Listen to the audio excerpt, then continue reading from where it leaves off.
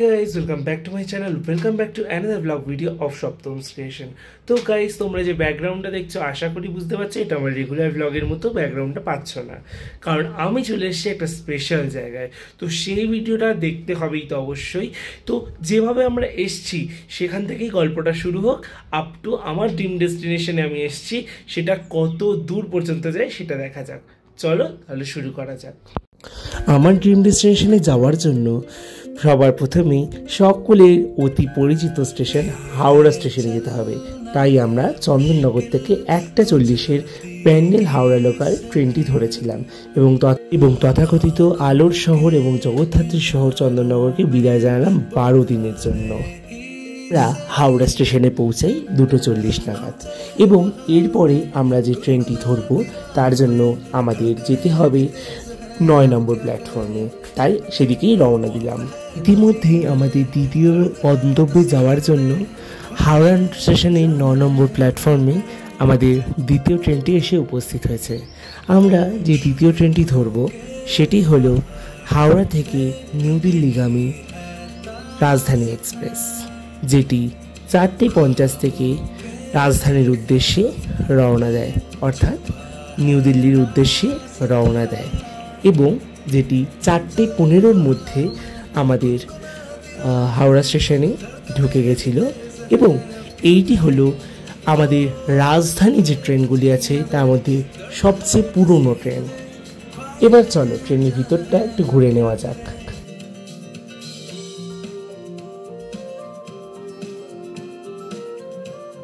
বিকেল 4:50 আমাদের রাজধানী এক্সপ্রেস গন্তব্য হয় নিউ দিল্লির দিকে।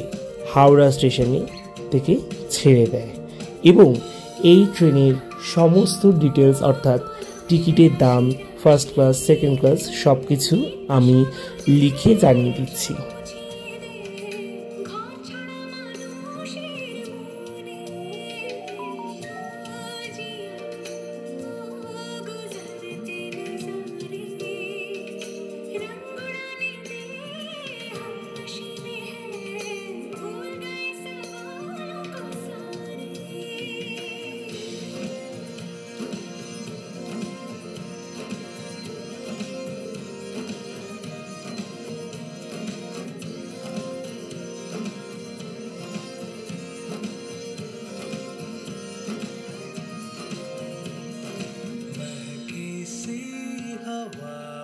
বিকেল 5:30 বাজতে না বাজলেই হাতে চলে এলো স্ন্যাক্স, যেখানে ছিল ঝাল মুড়ি, একটি গুটলে কচুরি, একটি স্যান্ডউইচ এবং সস এবং একটি বাদাম চা, এবং তার সাথে ছিল টিকিট।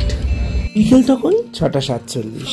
আমাদের রাজধানী প্রথম তার গন্তব্য এবং আমাদের পশ্চিমবঙ্গের শেষ গন্তব্য আসানসোল জংশনে এসে পৌঁছালো।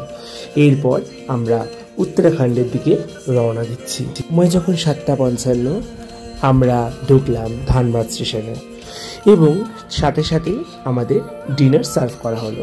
প্রথমে ছিল একটি স্যানিটাইজার, একটি আচার, তার সাথে ছিল 2টি পরোটা, একটি জায়গায় ছিল ভাজা, একটি বাটি ভাত এবং পনির, এবং ছিল ডাল। এটি হলো ভেজ আইটেম এবং ননভেজে সব কিছুর সাথেই পনিরটা বদলে ছিল মাংস এবং কমপ্লিমেন্টারি ছিল দই এবং আইসক্রিম। এই দুটোতে রাতে ঘুম হয় না।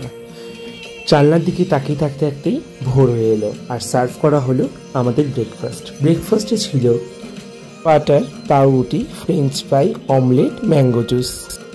ধীরে ধীরে আমরা ঝাড়খণ্ডের পরশনাথ জংশন এবং বিহারের গয়া জংশন পেরিয়ে চলে এলাম উত্তরপ্রদেশের মুঘল সারাই, প্রয়াগরাজ, কানপুর, এবং সেগুলিকে পেরিয়েই চলে এলাম আমাদের রাজধানী অর্থাৎ নিউ দিল্লিতে। গন্তব্যে চলে এলাম। তো আজকের জন্য এটুকুই। আবার খুব তাড়াতাড়ি কথা হবে এবং আমার ড্রিম ডেস্টিনেশনটি কোথায় আপনারা পরের ট্রেনটায় উঠলেই আপনারা জানতে পারবেন।